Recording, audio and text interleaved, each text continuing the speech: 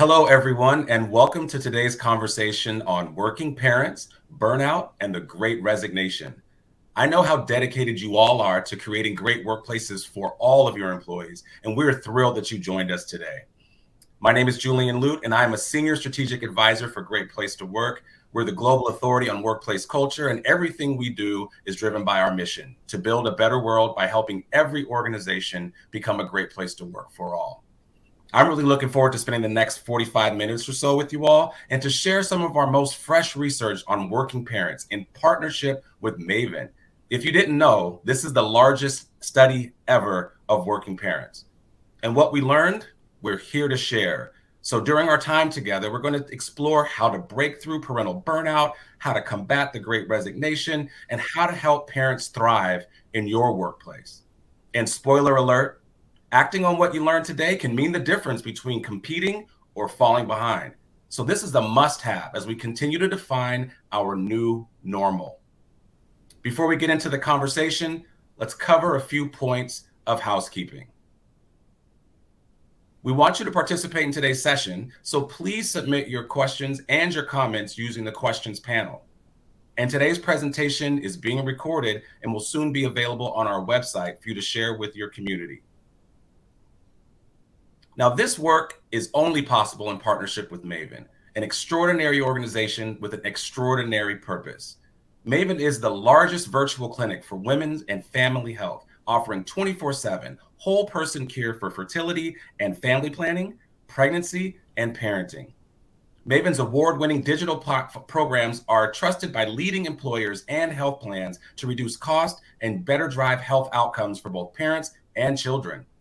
Founded in 2014, Maven has been recognized as Fast Company's #1 most innovative health company and has supported more than 10 million women and families to date. Maven has raised more than $200 million in funding from leading investors such as Sequoia Capital, Oak, Dragoneer Investment Group, and Lux Capital. We are absolutely delighted to be joined today by Kate Ryder and Marcus Erb. Kate is the founder and CEO of Maven, the largest virtual clinic for women and family health. Kate has been named to Fortune's 40 Under 40 and to Fast Company's Most Creative People. She lives in Brooklyn with her husband and 3 children. Marcus is the Vice President, Data Science and Innovation at Great Place to Work. He loves using data to better understand the world and make it a better place. Under his leadership, this team focuses on turning data into actionable insights and tools for executives building high-performing workplaces. In his free time, you'll likely find him enjoying the beautiful outdoors of San Francisco Bay Area, rooting loudly for the Giants and the Warriors, and trying to keep up with his 2 young daughters. So thank you both for joining us, and I, for one, am excited to jump into the conversation. Does that sound good? Yeah, thanks so much for having me, and really excited to be here for a second year in a row. Likewise, excited to be here and excited to talk with you both. Great. Good to see you all. Let's start with you, Kate. As founder and CEO of Maven Clinic, you're in constant dialogue with leading employers about their people strategies and the challenges that they're facing around attracting and retaining talent. How have those conversations evolved since this time last year? It's a great question, Julian. I think we entered 2021 kind of cautiously hopeful, and we felt like maybe this would be the year we turn the corner with the pandemic and return to a more normal working world. Unfortunately, even I think with the incredible breakthroughs with the vaccines, our return to normal is taking a little longer. So number one, the first is really just about putting in place a whole person approach to supporting family building journeys. So I think, the pandemic has made starting a family, which, I think we can all agree has long been chronically undersupported, particularly here in the US, it's really made it even more challenging. And so we're working with clients across industries to stand up a family building solution that's supportive of all paths to parenthood, fertility treatments like IVF, adoption, surrogacy, and all prospective parents. And, I think what we're finding is that this isn't just employers doing something out of kindness. Our internal data based on member feedback tells us that employees are 80% more loyal to their employer when they have access to a family building benefit. The 2 other themes that I'll touch on briefly are number one, just parity, and then also engagement. So By parity, I mean that employers are really conscious that the solutions they put in place work for their full population wherever they are. And so we're seeing a lot of global requests, and to have global benefits parity across countries when it comes to family benefits. We work in more than 175 countries today. So really supporting those unique pathways.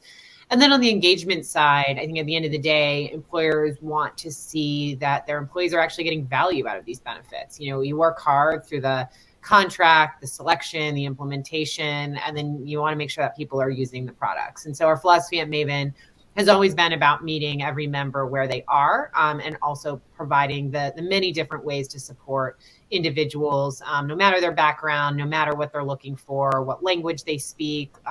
They can always find someone on Maven who shares their lived experience and can really kind of help to make the journeys feel a little bit less intimidating. So a lot going on, but it all speaks highly to the fact that, highly engaged employers are really seeking to do right by their people, which is great to see. Wow. Okay. So let me take a step back for a moment, because when I hear you talk, it sounds like companies have a lot of competing priorities and that HR teams are really stretched super thin. Why should working parents be a focus as companies think about their priorities over the next year or so? Yeah, I mean, I think, yes, HR teams are very, very stretched thin, ours included. I think parents are really the ones that make up the vast majority of, the workforce of the managers of large teams. And so they have this disproportionate impact on kind of well-being at work. Millennials, which are a lot of the parents today, or the younger parents, make up a disproportionate amount of the workforce. And so if you're not really kind of fulfilling a lot of their needs, then actually you're not addressing kind of the core concerns of much of your workforce. So parents, there's many parents in the workforce that I think in the past have maybe not spoken up as much about kind of the competing demands of work and family and parenting. But, I think they're with COVID, I mean, they really have started to. And so what we've seen HR teams do is really prioritize, parents and families as one of the biggest things to kind of focus on within COVID. Thank you. So let's pull that thread a little bit. Marcus, Kate laid out what's happening, for leaders, what's going on in organizations. What are some of the things that, HR teams are grappling with at this time, inside of the organization? You went straight to the talent. Can you walk us through how you designed this year's research into the state of working parenthood? So what stood out to you most in the results? Yeah, well, we're very fortunate this year. Even though parents are amazingly busy people, we heard from nearly 500,000 of them. So working parents, we've collected 493,000 surveys this past year from great companies that are trying to support their employees. And we listened to 493,000 employees. You learn a lot. Some of the things we learned were not surprises, although maybe we hope for different outcomes. And some of the things, though, were surprising and hopeful. One of those things that was a unsurprising, unhopeful thing was burnout. Like Kate mentioned, burnout is still an issue. When we looked at our data and we look at the survey responses, we look at burnout in the same lens that the World Health Organization looks at it. And with that lens, we found that 1 in 4 parents at work right now are experiencing burnout, which is the same level it was roughly a year ago. So even though the peak of the pandemic seemed to be last year, or as you said, Kate, we're hoping to turn the corner on it, we haven't. The working parents are still experiencing the same level of burnout they were 4 years ago. And it matters, especially as you look at it in the lens of the Great Resignation, because when employees experience burnout, especially when working parents experience burnout, they're more than double their odds of leaving the workplace. So actually, we found that when people experience burnout, the actual odds go up by a factor of 2.4 that they're going to leave their employer. So it's no wonder that we're seeing the Great Resignation happen, that the working parents out there right now are a part of that. And in fact, many working parents, especially working mothers, are even leaving the workforce. So unsurprising finding, not necessarily hopeful, but we did find something hopeful, which was that there are companies out there who are showing you can do this. You can prevent burnout amongst working parents. You can actually help them not just stay at the workplace, but thrive and sustain their energy there. These workplaces were the ones that we celebrated as the best workplaces for parents in 2021. And they really showed us a lot. In fact, at these workplaces, the level of burnout amongst employees was 45% lower than the rest of the organizations we studied. And when you think about that reduction, you kind of think about, well, what does that look like across the entire workforce, across everybody working in the United States? If we had that same secret sauce that the best workplaces had, and we're able to spread it out everywhere, we'd save about 4.8 million cases of parental burnout happening in the workforce right now. So we're really excited about that because everybody knows that parental burnout is happening, but there is hope and there are ways for solving it. Thank you, Marcus. You really touched on how burnout is impacting employees, whether that be an individual contributor up to the CEOs of organizations like we know to be true. Now, for you, Kate, the Maven platform really provides support from preconception through pediatrics. So you also have a very unique perspective on the needs of those on this parenthood journey. What are you seeing from your members as far as trends in, say, utilization? And what does that tell you about what parents need right now that might be impacting or might be able to be helpful for their experience of burnout? Sure. So, I think one of the things, just kind of comparing it to last year, so we were really, last year was the year where telemedicine utilization just kind of rose across the board because things were shut down. And so kind of, we were seeing things like 300% spikes in mental health in our network, a 50% spike overall. And so then the question is, what's happened in 2021? Well, I think one of the biggest things is that, first of all, those levels have sustained. And we're just also seeing a near 40% increase in per member touch points in 2021 versus 2020. So we're seeing even more utilization, not just kind of on the telemedicine side, but again, in our communities where parents talk to other parents, in our, reading through our content, going through, some of the tips and tricks to kind of managing, burnout right now, kind of messaging with providers, whether they're career coaches or pediatricians or fertility or pregnancy specialists. All of that continues to kind of go up. So I think some of the talk in healthcare is that, telemedicine has gone down as things have gone kind of back. People have gone back to in-person care.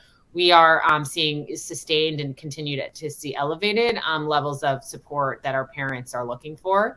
I think another thing is that, when someone enrolls in Maven, so 30% of those members actually don't have an in-person OB at the time, and then 50% don't have a clinic. And so, I think that journey as well to kind of picking someone that you trust to support you through these journeys is so critical to get right and to get support on, because that too, if you're already kind of experiencing burnout at work, then all of these kind of incremental jobs that you're supposed to do to kind of take care of your well-being and your family just seem disproportionately large. And so I think given that so many of our members continue to just not have those in-person providers, at their fingertips, is another kind of stat that really kind of stands out to me. I think the other thing is that, we're one of the big questions that came up last year, I think philosophically in the women's health community that people were debating. We always had a point of view on this was, is fertility treatments a nice to have or a need to have? And so one of the things, and that kind of that debate happened around, PPE and shutting down clinics during the kind of heady time in spring of last year. And then a lot of people saying, well, wait a second, like this is a need to have treatment. Like this is people have medically diagnosed infertility and we should not be shutting clinics. And so I think that's been also another trend that we've seen this year in particular is just a surge in activity on our fertility and family building platform. And so we've done roughly 4x the number of reimbursements and users kind of submitting reimbursements for IVF, adoption, surrogacy as compared to Q1, suggesting that, people are really beginning to seek a lot of these treatments after the pandemic disrupted care, and that their employers are really supporting them to do that. And so, and then, I think the other thing is just one of the things that's also consistent from last year is particularly within our parenting product, the most booked service has been mental health. So there's just still, I think a lot of needs in that category. Thank you, Kate. I mean, I'm hearing there's a lot of activity. While folks may say that, in-person visits are going up and telehealth might be, on a decline, you're not seeing that. You're seeing people actually have more activity in all the areas that parents and people need support right now. Let me go a little bit deeper into statistics with you, Marcus. According to the US Census Bureau, about 10 million mothers living with their own school-aged children were not actively working in January 2021. That's 1.4 million more than during the same month last year. When you looked at the research, what did you see that might explain why we're continuing to see this phenomenon? Yeah, that's a great question. I think Kate actually touched on a couple of them. Mental health, that need for support is definitely out there.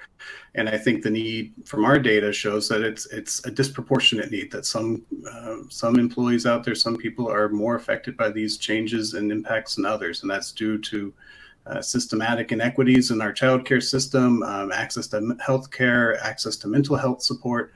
There's a whole bunch of things out there. So even though everybody is experiencing burnout to a different degree, we're clearly seeing our data that working mothers, particularly working mothers of color, experience higher levels of burnout.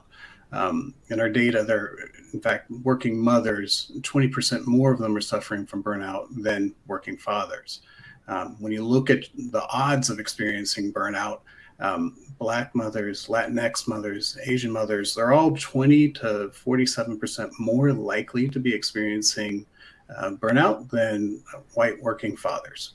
And one of the hardest hit groups that we found in our data too was actually young parents, and the millennial generation that Kate mentioned earlier. But folks who are 26 to 34 years old and working hourly jobs, they were actually 200% more likely to be experiencing burnout than other groups we studied. So this need is out there, but the need is definitely sharper among different groups. And when we kind of looked at like what's causing some of the difficulties and driving some of the burnout and some of this variation, we looked at what employees are telling us, and we found a few things. Some themes stood out: flexibility and support, support for childcare, flexibility in scheduling, but also just the sense that you get to be supported. That fathers are supported, this kind of continued need for paternity support, for fathers to be able to take time off to support their partners, to support their families. And also just fundamentally, this idea of feeling genuinely cared for, that kept coming up over and over again. So feeling that your needs are seen, heard, and valued by your employer was another kind of key predictor of whether or not people were going to feel burned out or not, regardless of the race or gender. Thank you, Marcus. I mean, I'm hearing burnout. I'm hearing flexibility, the need for flexibility. I'm also hearing the need for additional support and genuine care. And so for you, Kate, when you think about employers that really want to make a difference for their working parents and stand out in a very competitive talent market, what are some concrete steps that they can take to show that they're listening to employee concerns and that they're really committed to supporting them in this new world of work? Yeah, great question. So I think one of the big things is, of course, always following words with action. So I think, fundamentally, one of the big themes of the report is that the Great Resignation is a crisis of recognition, of employees not feeling valued and seen and understood in this kind of very crazy time we're living in. And so I think one of the big things is, you can actively listen through surveys. So you can kind of do an employee survey and particularly with so much in flux, like you can't, what you might have learned last year definitely probably has changed this year. And so, making sure that you're constantly having that dialogue. And then I think building against that, right? I think it's, creating employee resource groups if you don't already have them. And then if you do, kind of encouraging senior leaders to take an active role in attending meetings and serving as executive sponsors and allies. I think offering special and unique benefits that kind of show you're investing in the full employee experience. So, I think one of the things that's so interesting in our market is what we see is, a lot of times with particularly the fertility market, what our patients and members are kind of saying on the ground of how that's impacting them this year and how they're showing up to work. Kind of a lot of the benefits managers don't actually necessarily know as much. And so again, just kind of, they don't necessarily know the problems or the fact that when you're going through IVF, you may have to be going to the doctor every other day, that you're, taking tons of injections and hormones, and how lonely that journey is, and, how anxiety is actually one of the biggest effects of that. And so, again, just kind of having leaders really ask the questions and understand the problems, and then you can build action plans to address them. Wow. So listening is fundamental to understanding employee concerns. There's a lot of ways to do it, but being able to demonstrate that and show your commitment starts with listening. And so, Marcus, let me turn it to you, because in our research, I'd say we listened, right, to what employees were saying, especially from these best companies. And through that, your research identified 5 key steps, right, that companies can take to retain and sustain working parents. And one remarkable finding in this research is that when companies deliver on these keys, they can save 4 out of 5 working parents from potentially quitting. That's huge. So, Marcus, how can companies keep themselves honest on these 5 practices? What are some of the concrete steps that they can take to ensure that they're getting the right information so that they can make the changes to help sustain their people? Yeah, excellent question. And I think a lot of the things Kate shared, you're going to hear me say again too, and what are data and what the 500,000 working parents told us as well. When we look to find out what is the secret sauce of the best workplaces, what are they doing to prevent burnout, to make that not happen, to save those 4 out of 5 parents from experiencing that, our data showed us there's 5 key experiences that stood out. One of them was seeing that your benefits at your employer are especially unique and meet your needs. Another is that you experience a psychologically healthy workplace, right? Imagine just that sense of stress being a parent. Is that also being compounded when you come to work or not? That was a factor. Feeling treated as a full member, regardless of your role. Feeling able to be yourselves at work as a working parent. And you can imagine, if you've been on a Zoom call or any kind of call where your kids would walk in the background, is your employer and your coworkers going to understand or not? That kind of sense of being like, I don't have to worry about my being a parent or being known as a parent or being known that I want to be a parent. And fundamentally, it's that sense of empathy that Kate was describing too, this sense that my leader genuinely cares for me as a person. They understand the anxiety that I'm going through as a parent or as an aspiring parent, that they understand that and care about that. There's a sense of empathy. And when we saw that employees experience those 5 different things together in combination, it lowered their intent to leave dramatically. In fact, it lowered it by 86%. So how do you know if you're delivering on those experiences or not?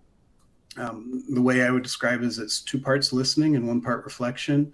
I really like how Kate talked about really understanding and deeply getting that sense of what employees are experiencing. If you can start with that 1 piece of listening, hold a listening tour with your working parents to really understand what are they going through, what are they caring about, and what support can the organization offer to them. I should say fairly wide definition of parent, meaning parent or parents to be people who are on the journey. And once you have that deep sense of listening, also kind of continue to listen, kind of continue to check in. So survey often, check in with your employees often, but this continuous sense of listening is going to be really critical. So if you deeply understand and empathize with people's needs and kind of keep an eye on it through continuous listening, you got 2 parts of the solution. The final part, just to know whether or not you're keeping yourself honest with those experiences, is reflection. And genuinely looking at your programs and practices, the support you offer to your parents and parents-to-be, to understand what needs might not be supported. What messages are you sending that show you really do care and understand what they're experiencing and what they're facing, and who might be missing out. And when you keep that in mind about what care are you sharing and expressing and how inclusive is that care, you're going to realize where you can improve and accelerate the benefits you need to offer to make sure your working parents are thriving. Thank you, Marcus. I'm going to go back to you, Kate, because the journey of Maven is also your own personal journey, right? So, your journey to through parenthood is something that's deeply woven within the fabric of why this company exists. But this is not conceptual for you either as a business, because in addition to speaking to employers constantly, you're running a fast-growing company that's more than doubled in size over the past year. What are some practices that you've put in place to support your own people during this challenging time? Yeah, I think it's been definitely, yeah, I did have a baby 7 months ago. So I've done the whole, pregnancy journey while doing this. And so I think, one of the biggest things is just prioritizing flexibility and transparency. So I think there's so many unknowns in the world right now that I think it's really important to be clear about dates that kind of policies would be implemented to help employees plan their lives. So we've kind of always are thinking about school schedules and, trying to let people know, okay, we're not going to have return to office anytime soon. And so if you're going to be leaving to go somewhere else to school, please do that. I think, we're so constantly just being clear about return to office dates, knowing that of course they can shift at any time, but we just want to be setting dates so that people can plan. I think, and a lot of this, we're co-creating it with the employees, right? So we're constantly asking through our own employee resource groups and our people team and surveys and whatnot, what works for people. I think, and we're also, though, of course, doing it with principles and values that we have as well. So one of ours is that, when you're scaling and growing a really dynamic, fast growing startup, being in person is important because it promotes learning and empathy that you kind of need when things change constantly. And so really it's that we're always planning around that, those kind of core principles as well of Maven.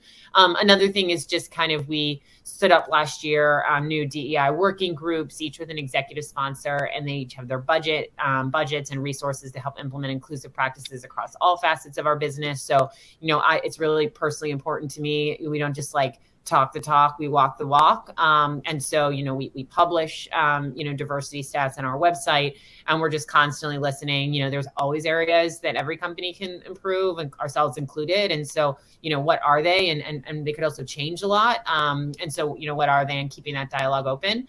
And so, I think that too, it's not only, I think good for culture, but employees, what we find, I think they want to work for companies that kind of demonstrate this integrity, that, we mean what we say and we do what we say. And so I think transparency is the first step.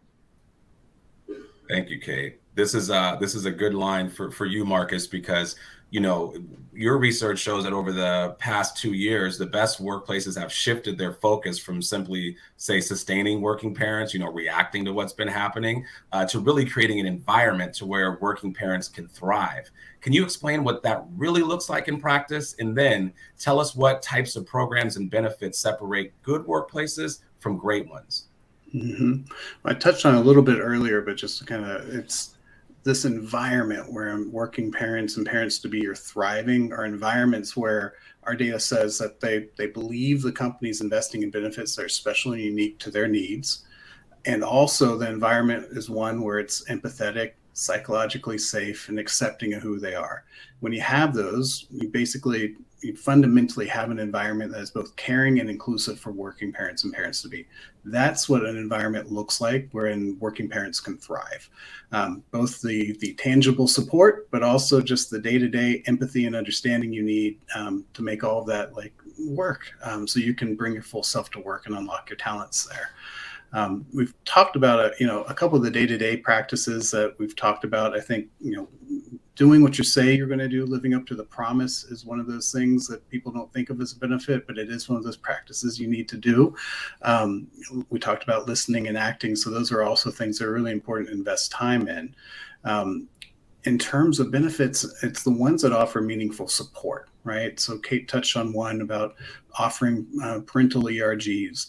That is one that we see more and more employers offering, particularly amongst the best workplaces, but just finding a variety of ways to offer and signal your support for working parents and the diverse set of things that they're dealing with, given wherever they are with their own kids, their own situation, or the journey of parenthood. Some of the things that we're seeing and trends and how the best workplaces are differentiating themselves with benefits right now is around support for planning and raising a family. So both starting a family or expanding a family or just the support of helping get the kids through the day. So for example, we see that among the best workplaces for parents, half of them, 44%, offer subsidized child care expenses. So they help pay for the child care that employees need right now. Among the other companies we looked at, that was only 14%. So that was a big difference for us that we saw in terms of offering support for parents. But we also saw this trend, and Kate touched on it a little bit, which is that, this idea of starting a family, whether that's through fertility support and IVF or through adoption, those are also places that the best workplaces are distinguishing themselves. Among fertility support, 75% of the best workplaces offer some type of support for fertility programs, whereas other companies, it was only 38%. So the best workplaces are definitely distinguishing themselves in how they support working parents and parents to be. And I think, given the data and what we found back, it's going to continue to be a differentiator. Partly, we asked, where are these companies going to be investing their benefit money in the future? Half of the kind of overall companies in our study said supporting working parents was a top priority in 2022. So 1 out of 2, not bad, but not necessarily great given the level of support that we see and that working parents need. But among the best workplaces for parents, that figure was 82%. So 82% of those best workplaces are going to continue to prioritize supporting parents in the future, in this next year. So they are going to continue to find ways to expand the benefits and support they're offering to working parents as we continue to ride this crazy roller coaster of the pandemic, to make sure that their working parents are able to thrive within their workplace.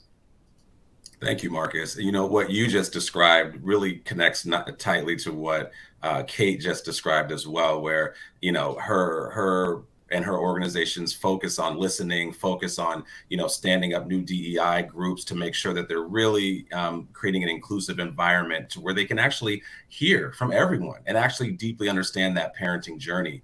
Is key to this is to the future. And Kate, I want to ask you, building on Marcus's point around investment, the best workplaces for parents are investing in offsetting things like childcare expenses, offering fertility benefits, making family building much more inclusive through the support for, say, surrogacy and adoption. How important is it to understand the full breadth of experiences parents are facing on their life journey? How can leaders become more aware of the type of support that their parents need to actually thrive within the organization? Yeah, I think it's at the understanding, it's so important to know that the path to parenthood is often not linear. My own personal experience includes a miscarriage, which is extremely common, 1 in 4 pregnancies, but rarely supported. So I think just knowing that there's no linearity and that loss and failure are often part of becoming a parent is a critical insight in building a support system that works for everyone. And so whether it's kind of, reimbursement support for the gaps that we see in the family forming journeys, whether it's kind of mental health support across the board, whether it's kind of, access to postpartum support, lactation consultants, career coaching to go to work, whether it's access to kind of middle of the night pediatrics, all of that is part of the puzzle. And so really, I think it's, listening to your working parents, you could build an ERG for working parents and consult them, making sure there's kind of an intersectional approach on that. And then leaning on vendors that specialize in this. I mean, I know we work with our clients all the time when thorny issues come up. Like, for instance, we've been working with a lot of our clients on vaccine rates among pregnant population. That's really, really important as well. And a lot of our clients have come to us kind of asking us for our support and resources and experts to really talk to some of that. And so, I think that is another part of the puzzle, that it's really complicated. I mean, I'm a woman, and I've had many friends have gone through all journeys, and I still learn new things all the time about the family forming journeys because it is so complicated and there are so many different experiences. And so I think really leaning on the experts is important as well. Thank you, Kate. And I want to stay with you for this next question that I really want to hear your perspective on. One of the most striking findings in this research is about the unequal experience that senior women have inside of organizations when compared to their male counterparts. According to the data from this year's report, however, moms across managerial levels have lower results than dads as it relates to equity in things like representation, promotions, compensations, involvement, favoritism. What's your reaction to that? And how can companies, what can companies do to start to change how their senior women and women across other managerial levels experience the workplace? There's a ton of research coming out on this. The Bureau of Labor stats show that, last year women devoted, almost 3 more hours per day than men to childcare, which is a 15% increase year over year. It's a big reason why so many had to leave the workforce. And so that's why, as thinking about flexibility, it is so critical in retaining mothers, particularly in rolling out some of those policies. I think also, even before COVID, 43% of mothers end up leaving their job after their pregnancy, despite 75% saying that they want to stay. Those reasons stem from everything around the financial burdens of childcare to not having an inclusive workplace or a manager who supports them. And so, that too is a devastating statistic, and one that we personally work to change and have seen results in some of our clients.